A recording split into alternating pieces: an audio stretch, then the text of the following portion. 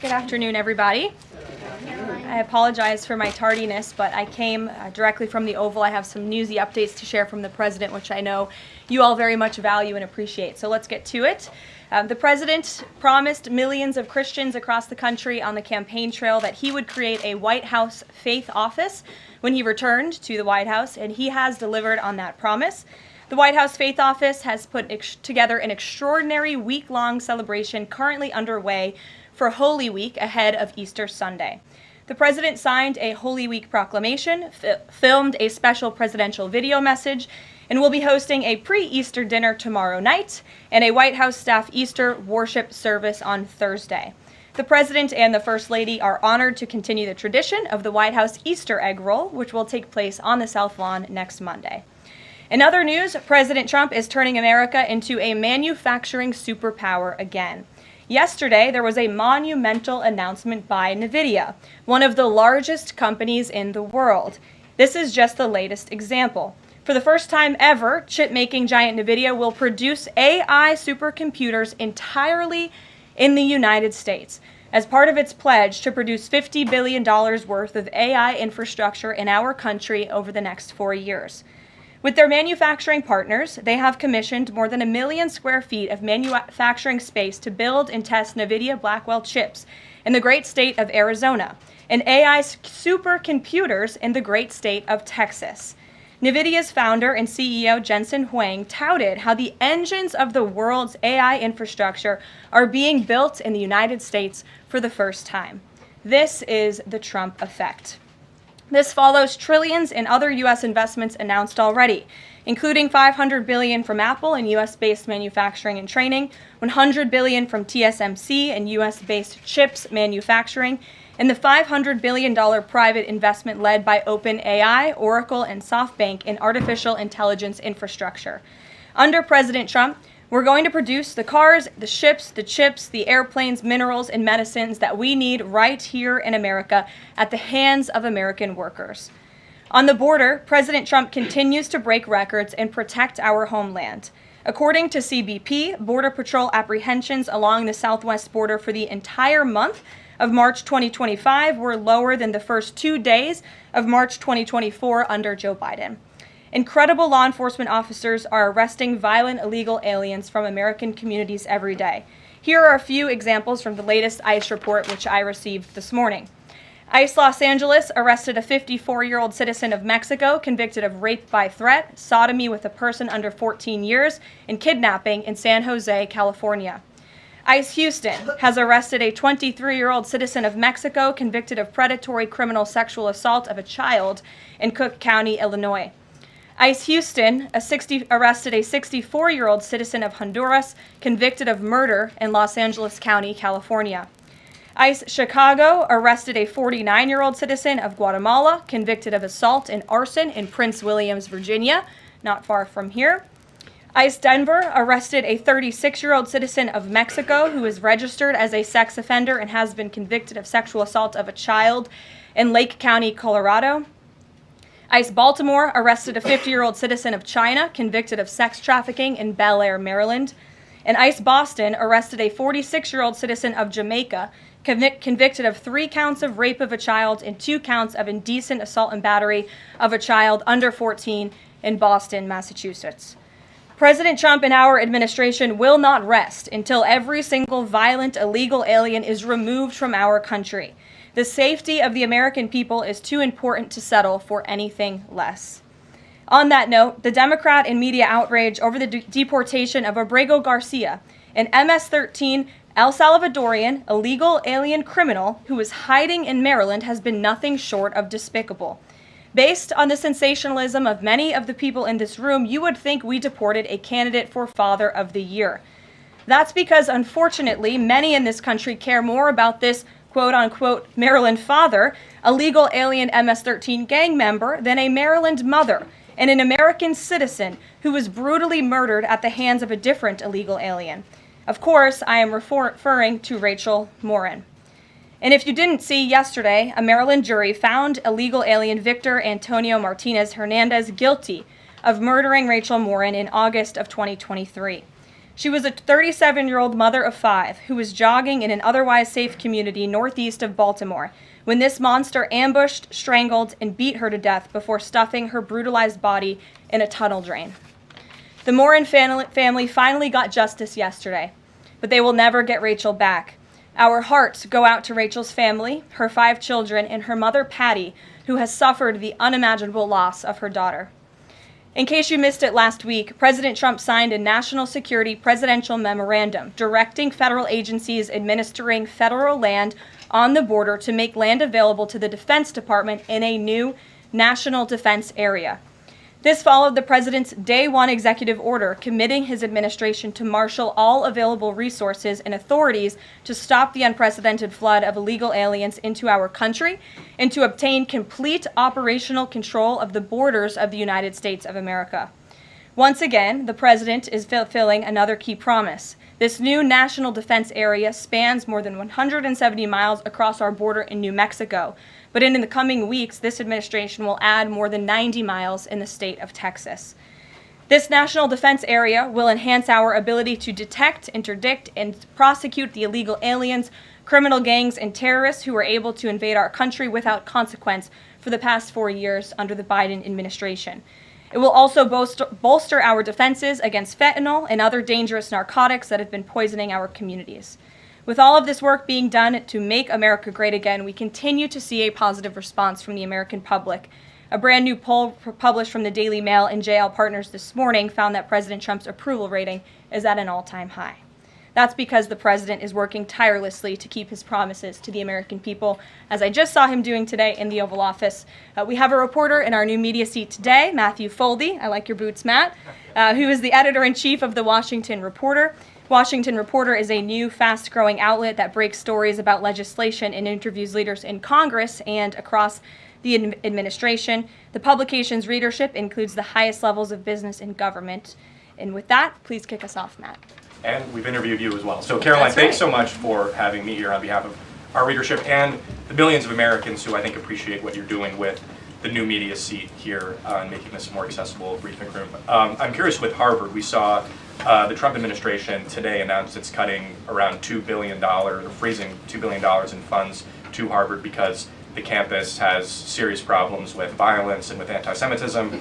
We saw President Obama, former President Obama, side with Harvard, which rejected the Trump administration's demands. I'm curious, where does the administration see this going with Harvard and with other colleges and universities in America that are refusing to reform in wake of the sort of craziness that we've seen take over some of them? Thank you, Matt, for being here, and thanks for the question. When it comes to Harvard, the president's position on this is grounded in common sense, in the basic principle that Jewish American students, or students of any faith, should not be illegally harassed and targeted on our nation's college campuses. And we unfortunately saw that illegal discrimination take place on the campus of Harvard. There are countless examples to prove it, particularly with the stunning confession by then Harvard President Claudine Gay, who said that bullying and harassment depended on the context. The president at that time made it clear to the American public he was not going to tolerate illegal harassment and anti-Semitism taking place in violations of federal law. So the president made it clear to Harvard, follow federal law, no longer break Title VI, which was passed by Congress to ensure no student can be discriminated against on the basis of race, and you will receive federal funding. Unfortunately, Harvard has not taken the president or the administration's demands seriously. All the president is asking, don't break federal law, and then you can have your federal funding. I think the president is also begging a good question. More than $2 billion out the door to Harvard when they have a more than $50 billion endowment. Why are the American taxpayers subsidizing a university that has billions of dollars in the bank already? And we certainly should not be funding a place where such grave anti-Semitism exists. And I'm curious, you had just mentioned Rachel Morin, and I'm a Maryland man, and I think most Marylanders appreciate what you were saying today. We've seen that Chris Van Hollen, who was Rachel Morin's senator, basically threatening to fly to El Salvador to press for the release of someone who was in America illegally. And not as much sort of from him about Rachel Morin's horrific murder and the verdict that was, I think, rightly reached yesterday. What does the administration think about the priorities we're seeing from Senate Democrats in terms of illegal immigrants instead of the work that agencies like ICE and DHS are doing with the Trump administration? It's mind-boggling, the priorities of the modern-day Democrat Party. I think it's atrocious that you have Democrats in Congress on Capitol Hill who swear an oath to protect their constituents and to serve them in Washington, D.C., spending more time defending illegal immigrant gang members than their own constituents and law-abiding American citizens like Rachel Morin. And I saw the president personally on the campaign trail, and I continue to see him in his role as president of the United States, put American families first, reach out to the victims, the families of victims at the hands of illegal immigrant crime. And frankly, the actions and the words of the Democrat Party prove they could not care less about the American public. And maybe if they did, they'd see a bit higher approval ratings right now. Thanks for being here with us today. Peter. Thank you, Caroline. To follow up on something that you just said, why do Ivy League schools get so much federal funding? It's a very good question, and it's a question the president has obviously raised in his discussions and negotiations with not just Harvard, but also Columbia and many other Ivy League institutions. We have the Anti-Semitism Task Force, which the president promised and delivered on. The Anti-Semitism Task Force is across the government, representatives from various federal agencies who meet on a weekly basis to discuss the question that you just raised. And I think a lot of Americans are wondering why their tax dollars are going to these universities when they are not only indoctrinating our nation's students, but also allowing such egregious illegal behavior to occur. To follow up on immigration, deporting American citizens to Central American prisons, is it legal, or do you need to change the law to do it? Well, it's another question that the president has raised. It's a legal question that the president is looking into. And he talked about this yesterday when with his meeting with President Bukele in the Oval Office. He would only consider this, if legal, for Americans who are the most violent, egregious, repeat offenders of crime who nobody in this room wants living in their communities. And then there's this CHNV thing. President Biden let more than 530,000 people from Cuba, Haiti, Nicaragua, Venezuela into the U.S. with this CHNV program. He did it with the stroke of a pen. And now a judge will not let President Trump undo it with the stroke of a pen. So are you guys going to give all 530,000 plus people individual deportation hearings, or are you just going to try to deport them? I spoke to White House counsel's office about this morning because obviously another rogue district court judge is trying to block the administration's mass deportation efforts with this latest injunction. We will fight this in the court of law, and we will ensure that every individual who illegally entered our country and was really taken advantage of by the previous administration because they abused the parole system in this country to fast track legal status, as they said, for these illegal immigrants. And they completely abused our legal system. Many of these paroled individuals were then given temporary protective status, which the intention of that TPS was only supposed to be used in times of war or storm or destruction in the home countries of these migrants. It was completely abused. These migrants came here for economic reasons, and they illegally entered our country, and the president is not going to tolerate that. And so we will continue to focus on deporting as many individuals as we can. Jennifer. One on tariffs and one on Russia. Can you give us any sort of an update on which deals are in hand or are close? Which countries are reaching a deal on tariffs? And then on Russia, can you give us an update on what the agreement was with Russia? The president yesterday said that he thinks we'll be seeing some very good deals very soon. Can you talk a little bit about what Russia agreed to? Sure. I don't want to get ahead of our United States Trade Ambassador and Secretary of Commerce, the Secretary of Treasury, all the great individuals who are working incredibly hard to cut these good trade deals. And the president's deeply involved in this as well.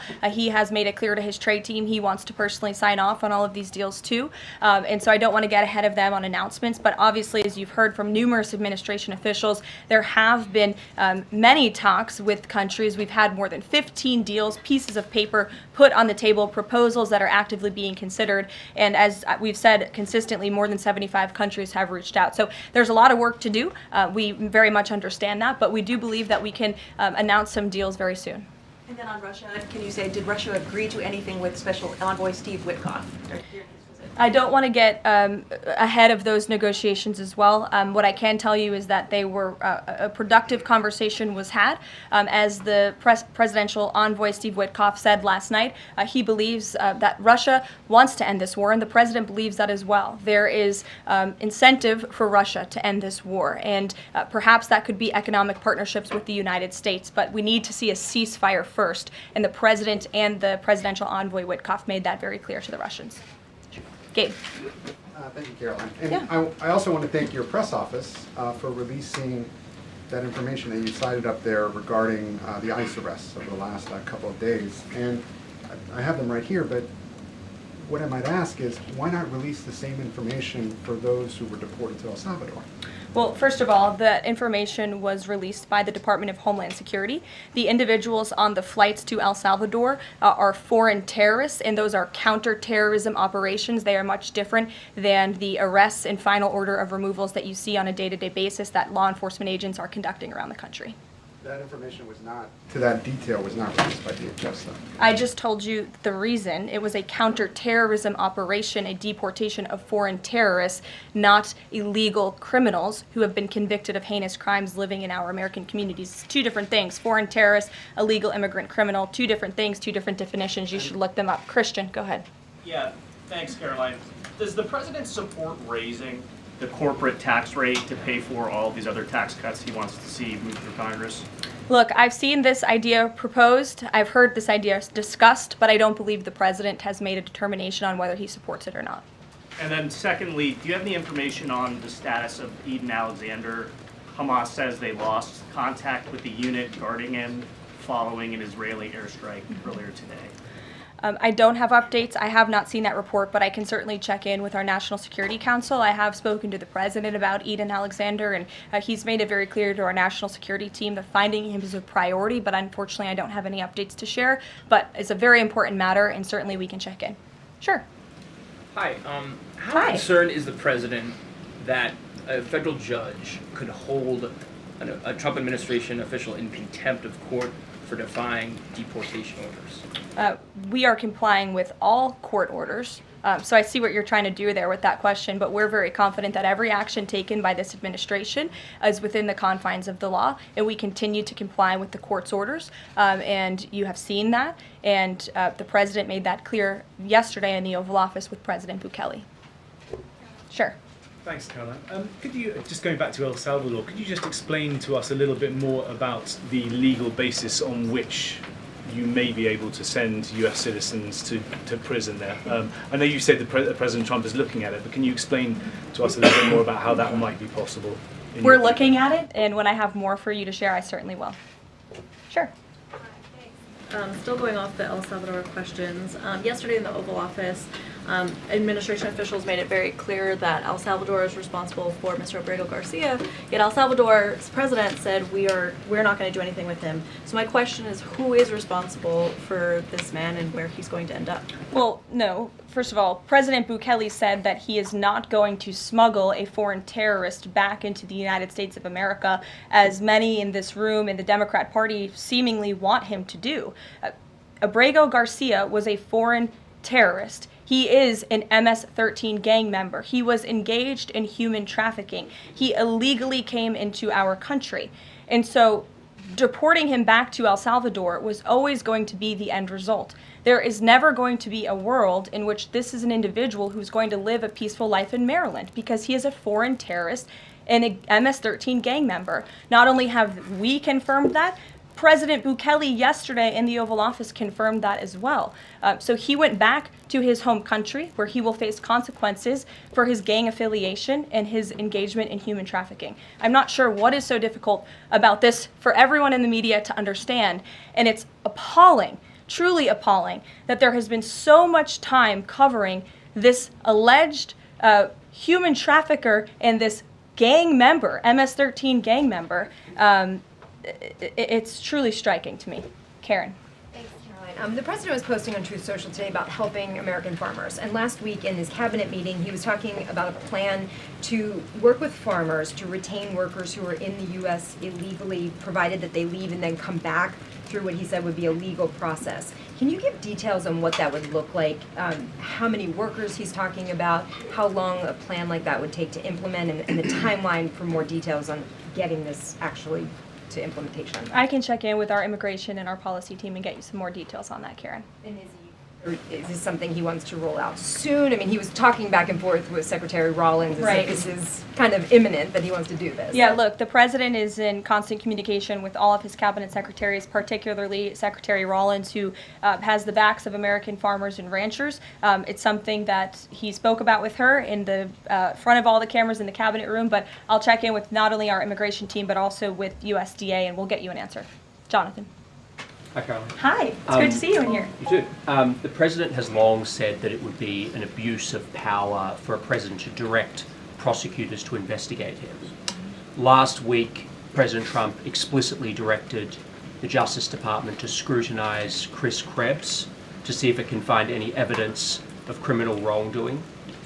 How is that not an abuse of power to direct the Justice Department to look into an individual, a named individual? Look, the president signed that executive order. It's the position of the president in this White House that it's well within his authority to do it. Otherwise, he wouldn't have signed it. And he signed it, and that's his policy. Jeff, how you doing? Fine, thanks, Caroline. A follow-up on Harvard. The president floated on Truth Social, I believe, the possibility of removing tax-exempt status. How serious is that threat, and are there other universities he's considering? And then a follow-up question on foreign policy. Can you give us an update on what the president hopes to come from the next round of talks with Iran? Sure. First, when it comes to Harvard, as I said, the president has been quite clear they must follow federal law. He also wants to see Harvard apologize, and Harvard should apologize for the egregious anti-Semitism that took place on their college campus against Jewish American students. There were professors who said that he had engaged in discriminatory behavior against Jewish students. Of course, you had the former president of the university saying bullying and harassment depends on the context. You also had an encampment on Harvard Yard that we all saw play out before the cameras. The university failed to impose formal discipline on any students for this anti-Semitic conduct violations, including the occupation of a campus building and the disruption of classes with bullhorns. The president believes Harvard should apologize to its Jewish American students for allowing such egregious behavior. As for the tax-exempt status, I would defer you to the IRS for any updates. I do want to answer your question on Iran, of course. The maximum pressure campaign on Iran continues, but as you know, the president has made it clear he wants to see dialogue and discussion with Iran while making his directive about Iran never being able to obtain a nuclear weapon quite clear. And the president spoke to the Sultan of Oman today, who helped facilitate these talks. I have a readout for all of you. He held a call with the Sultan of Oman today, and he thanked him for hosting the first direct meeting between the United States and Iran and emphasized the need for Iran to end its nuclear program through negotiations. The two leaders also discussed the United States' ongoing operations against the Houthis and emphasized that the Houthis will pay a severe price until they end their attacks on maritime traffic in the Red Sea. As you know, an additional negotiation between Steve Witkoff and Iran's representative has been scheduled for Saturday. And since these are ongoing negotiations, I have nothing more to add on that. Can I follow Iran? Sure. Oh, thank you, Caroline.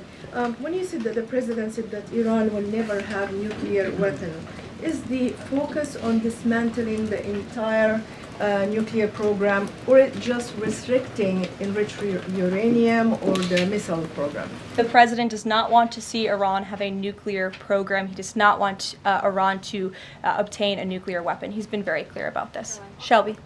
Shelby, you have a seat today. I know, stole it. Glad to see it. Two quick ones on TikTok.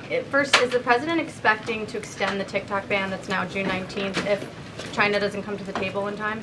Well, June 19th is a long ways away, obviously. I think it's 2 months away. 2 months is a long time in the Trump administration, as you have all seen. We work at Trump speed around here. We get a lot done, so definitely don't want to get ahead. The vice president continues to lead these negotiations and talks. The president's involved, and they're ongoing. And then the president previously said he'd consider reducing tariffs on China in order to get a TikTok deal done. Is that option still on the table? Look, the president has made his position on China quite clear, although I do have an additional statement that he just shared with me in the Oval Office. The ball is in China's court. China needs to make a deal with us. We don't have to make a deal with them. There's no difference between China and any other country except they are much larger. And China wants what we have, what every country wants, what we have, the American consumer. Or to put it another way, they need our money. So the president, again, has made it quite clear that he's open to a deal with China, but China needs to make a deal with the United States of America. Sure. On tariffs, yesterday in the Oval Office. Which outlet are you with? The Canadian Public Broadcaster. Oh, nice to see you. Thank you. Yesterday in the Oval Office, President Trump suggested that there could be some help for automakers. I'm wondering what that looks like. Is it tariff relief on the 25% tariffs that are in place right now, or the new tariffs that are coming up in May on auto parts? And a second on Canada, if I may. President Trump's tone when it comes to Canada-U.S. relations, Canadians have noticed it's shifted a bit in the past few weeks. Ever since the election campaign started, he stopped talking about Canada becoming the 51st state, at least publicly. I'm wondering if that's on purpose and why. I would reject the president's position on Canada has shifted. Perhaps he just hasn't been asked about Canada by questions from this group in the Oval Office, but they see him almost every day. But the president still maintains his position on Canada. The United States has been subsidizing Canada's national defense, and he believes that Canadians would benefit greatly from becoming the 51st state of the United States of America. As for autos and auto parts, I don't have anything to read out for you there, but I think the point the president was making is flexibility, and he has flexibility when it comes to negotiations and talks, but ultimately his goal in his fair trade deals that he is pursuing with many countries around the world is to put the American worker first. And we had automakers and auto workers here at the White House on Liberation Day who believe in this president and his negotiating ability to put them first and to bring those jobs back to the United States of America. And the president's been very clear about that in his conversations with the automakers as well. Deanna, go ahead. Thanks, Caroline. One on Ukraine and one on China. On Ukraine, this past weekend, Zelensky offered an invitation to President Trump, extending an offer for him to visit Ukraine. Just wondering if there's any update on that. Has Trump seen that offer and what he's thinking about? I don't know. Actually, I haven't talked to the president about that or if he saw Zelensky's offer. I'm sure he did. I haven't spoken to him about it. I can ask him what he thinks. I certainly don't have any plans to share on a potential trip to Ukraine, though. And then on China, this last week, Chinese officials were posting videos on, social media sites depicting a Trump, J.D. Vance, Elon Musk in AI-generated videos working in factories, putting together Nike shoes and iPhones and products like that. Does the White House, have they seen these videos? Do you guys have a response to that? I have seen the videos. I'm not sure who made the videos or if we can verify the authenticity, but whoever made it clearly does not see the potential of the American worker, the American workforce. The president believes in the American people, and he knows that we have the best not only consumer base in the world, but also the best workforce in the world. And that's why he's so focused on bringing investments home and shoring up our critical supply chains and bolstering our manufacturing here as well. Brett. Thanks, Caroline. Would the president support a ban on members of Congress trading stocks? I'm certain that's something the president would be interested in looking at, and I can ask him if he would support such a bill.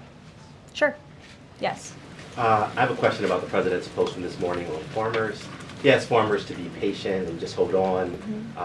But a lot of farmers that I've talked to in the last week or so have said, they're in the middle of spring planting season, and that a trade war makes everything sort of up in the air. What would his message to them be? And also, is there anything specifically planned to provide relief like in President Trump's last term? Yes, well, relief is being considered. The Secretary of Agriculture, I know, has spoken to the president about that, and again, it's being considered. And as for the president's message to the farmers, he put it out himself. He could speak for himself much better than I can speak for him, and so I would just direct you to the statement he had telling the farmers again and reiterating his support for them and that he has their backs, which he certainly does. Kelly, in the back. Thanks, Caroline. Two questions. The first one, a Georgia man was just arrested over alleged threats to kill Director of National Intelligence Tulsi Gabbard. Reportedly, there is now increased security around the FBI Deputy Director. Can you talk about the level of threats against various administration officials, and then a second one on Biden? I'm sorry to hear that. I had not seen that report. It's very unfortunately, and obviously the White House, the president, and the entire administration condemn any threats of violence against any administration officials or public officials on both sides of the aisle here in Washington, D.C. It shouldn't be tolerated, and we commend the local law enforcement agencies for arresting this individual. Former President Biden, he's set to deliver his first major speech since leaving office tonight. He plans to talk about what I'm told will be Social Security under the current administration, closing of offices, longer wait times, harder for seniors and people with disabilities to access earned benefits, is what Democrats have been saying today. I wanted to get the president's response, or if he plans to respond to this, and comments on what Democrats are calling cuts to Social Security. My first reaction when seeing former President Biden was speaking tonight was I'm shocked that he is speaking at nighttime. I thought his bedtime was much earlier than his speech tonight. I understand the topic of his speech will be Social Security. Let me make it very clear ahead of former President Biden's remarks.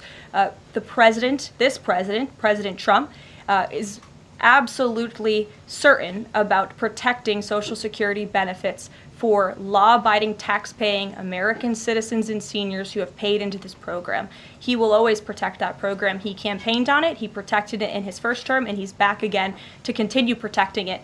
On the topic of Social Security, I have some news before I let you all go. Later this afternoon, the president will be signing a presidential memorandum aimed at stopping illegal aliens and other ineligible people from obtaining Social Security Act benefits. The memorandum will direct the administration to ensure ineligible aliens are not receiving funds from the Social Security Act programs. It will expand the Social Security Administration's fraud prosecutor program to at least 50 U.S. attorney offices and establishes a Medicare and Medicaid fraud prosecution program in 15 U.S. attorney offices. The memorandum will also require the Social Security Administration Inspector General to investigate earning reports for individuals aged 100 or older with mismatched Social Security records to combat identity theft. And the memorandum will direct the Social Security Administration to consider whether to reinstate the use of civil monetary penalties against individuals who engage in Social Security fraud, an effort that has been paused for several years.